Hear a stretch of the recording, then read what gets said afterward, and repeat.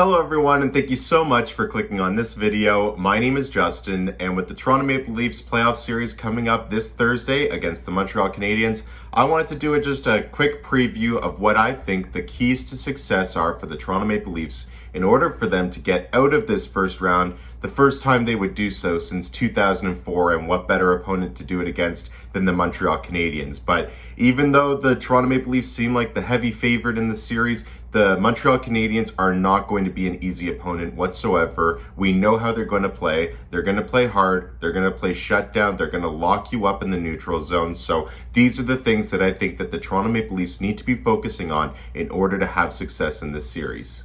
Please make sure to like this video if you do like it, and subscribe to the channel if you're interested. If you don't like the video, let me know in the comments down below. What can I do better for future videos, because I want to continue making good content on this channel.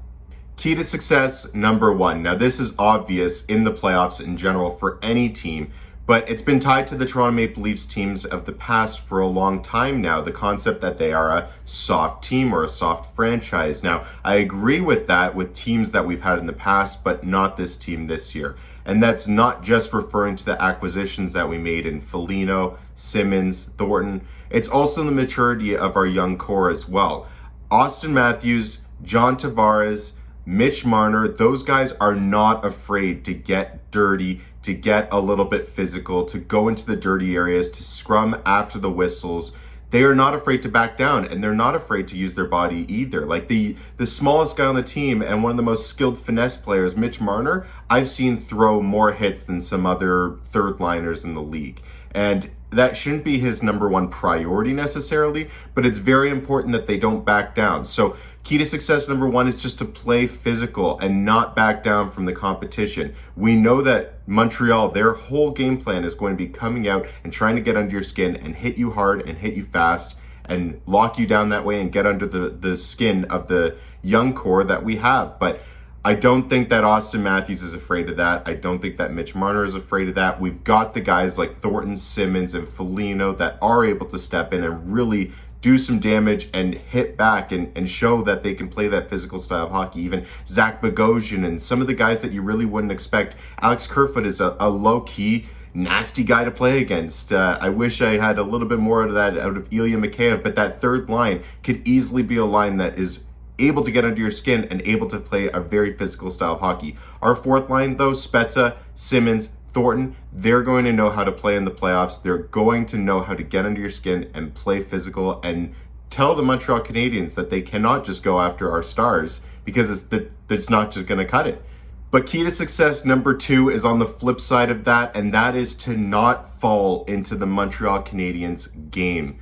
The Toronto Maple Leafs have the skill and the game plan to be able to beat Montreal on any given night. The difference is that the fact that it's in the playoffs and it's a more physical style of hockey where the refs let a lot more get away, and the team is obviously fighting for their lives every game in Montreal or whoever it may be, they're going to come at you hard. They're going to try to get under your skin, try to draw penalties, try to hit you, try to make you make bad decisions with the puck.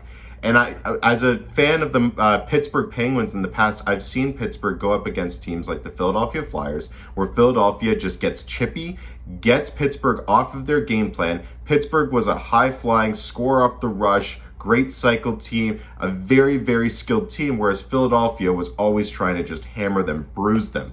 And Pittsburgh always eventually fell into Philadelphia's game plan and tried retaliating, and it threw them off their game completely, and I think that's why Philadelphia was able to be successful in those series. And I see that potentially being an issue in this one as well. I don't want the Toronto Maple Leafs to stop thinking about what they need to do to win and start thinking about getting back at Montreal because of the hits and the physicality that they're throwing at us. That's just not going to work. If you start getting Austin Matthews and Mitch Marner annoyed and start retaliating and stop concentrating on scoring and more concentrating on, battling after the whistles, I think that is a recipe for failure for the Toronto Maple Leafs. They need to stick to their game plan. They need to understand that their identity is one of skill and speed that goes from the front to the back in the defensive zone. I mean, Morgan Rielly, Rasmus Sandin, Travis Dermott, these are guys that need to understand that they cannot necessarily back down from the hits, but they cannot get sucked into that game plan either. They need to keep their identity, and they need to keep the pressure on the Montreal Canadiens. As long as the Leafs have the lead in the game, Montreal has no leverage, I don't think. They're going to keep hitting you, but you've got the lead, maintain the lead, score quickly, and hold it. Key to success number 3, as we've seen this year, the Toronto Maple Leafs power play has struggled mightily. Now, I think that they've done a really good decision here in splitting up the power plays so that the Tavares and Nylander are on one unit and the Matthews-Marner are on another. I think that that is absolutely the right way to go. I think Rasmus Sandin on the first power play unit adds a new element of dynamic that he can walk the line and make plays that I think Morgan Rielly was just struggling with doing this year. And it allows for a little bit more unpredictability, something that the Montreal Canadiens haven't seen too much this year. But they need to figure out that power play. Absolutely. The power plays will not come like they did in the regular season, although we didn't get that many in the first place. But playoffs are a different beast. You don't get a lot of power plays. When you do, with a team as powerful offensively as the Toronto Maple Leafs, you need to capitalize. We are going to be looking at games where 3 goals will win the game. It's going to be low scoring. So you need to be able to capitalize on the power play. And on the flip side, we've seen that the Toronto penalty kill and the power play on Montreal have been in Montreal's favor. And if they're able to capitalize on their opportunities, which they surely will get, and we can't capitalize on ours, it is not a good sign. Now, I, in particular, have faith that Toronto will be able to turn around their power play fortunes. I think that everything always evens out with percentages. The Toronto Maple Leafs power play percentage has been just far, far too low recently. Now, a lot of that is because they're not putting enough pucks on net. I think they need to do a better job of that and be a little bit more dynamic, a little bit more unpredictable.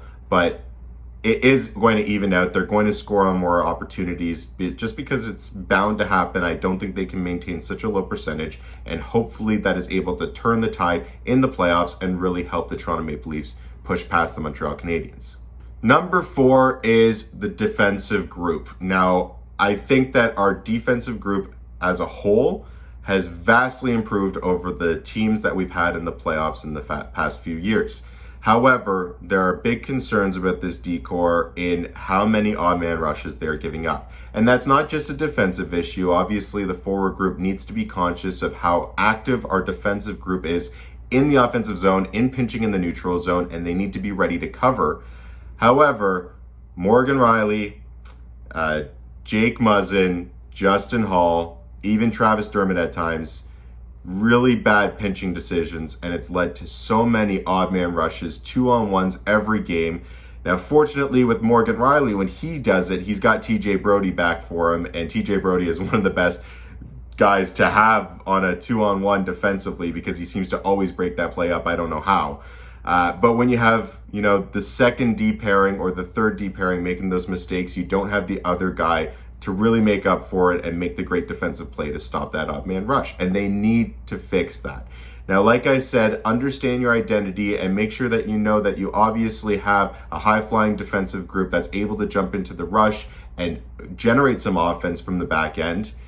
But we cannot constantly be sacrificing, an odd man rush back in our way just because we want to get that added little push on the offensive side. And the last key to success that I'll go into a little bit more detail here is just the understanding of how to play playoff hockey. And that's not just physicality, it's just understanding of what kind of commitment is necessary from the entire group in order to win. And I think that obviously we have some older guys on the team that have gone through many playoffs in the past, but the younger guys as well, they're no longer those rookie guys that are playing in their first playoff series. They've been in this 4 times now already.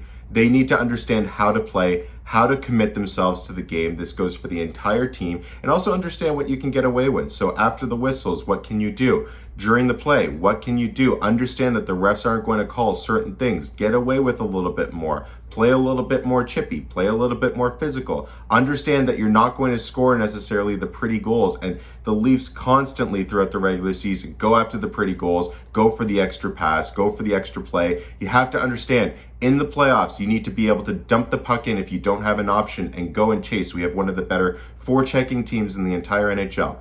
You need to be able to cycle but also get pucks on net as soon as you can, because those opportunities are not going to be there all the time. You need to understand that the goals are likely going to be greasy goals, scrums around the net. You see what has already happened out of the few games that have been played in the NHL playoffs already. Most of these goals are coming from just crashing the net and banging home rebounds. You need to understand that that is the way you're going to have success in this game, and you can't just rely on Austin Matthews stepping in and risking one top shelf and in. It might happen here and there, but it's not going to be the most consistent way to score. Crash the net, understand how you're going to play. I think Joe Thornton and Wayne Simmons, they haven't been playing to expectation throughout the regular season, because I am confident they are saving themselves for the playoffs. They know their role. They did what they needed to do or could get away with in the regular season, and now they know it's pedal to the metal. They're going to be giving full effort, and they're going to be right in your face. They're going to make it miserable to play against the Toronto Maple Leafs. I think they've been saving it for the playoffs, and I'm really excited to see what they're able to do and what they're able to teach the young guys what they can do as well. Now, obviously, some notable mentions. Goaltending is a big question mark. The health status of the entire team. We've got some people coming back from injury, and Anderson/Campbell to an extent, Riley Nash, Zach Hyman, Zach Bogosian when he's able to get into the lineup. So can those guys stay healthy? Can Jack Campbell hold the net? He's obviously given us a really, really good sample size. I think 17, 3, and 2 throughout the regular season. So we know that we have confidence in him. However, I don't think he started in a playoff game before in his career. So can he do it? I think the goaltending depth will really help there. What's that third line going to look like? That's really important as well. They have no chemistry in Kerfoot, Mikheyev, and Riley Nash, but I think it's going to work out very well as a defensive shutdown line. Lots of question marks, but those are just a few notable mentions for me. So what do you think are the keys to success for the Toronto Maple Leafs in this series? Obviously, I don't think it's going to be a cakewalk. I think it's going to be a difficult series. I think Toronto still has the edge, but I think if they were to stick to those 5 things that I had mentioned in this video, they will win, and they will make it a lot easier on themselves to win as well. So we will see. It's going to be a very exciting series. Let me know your thoughts, and starts Thursday. So watch it, enjoy it. It's the first time since 1979. We should just appreciate it as a nice little treat that we can get during this pandemic. It's been a long time coming, and it's surely to be a lot of fun. Thanks for watching.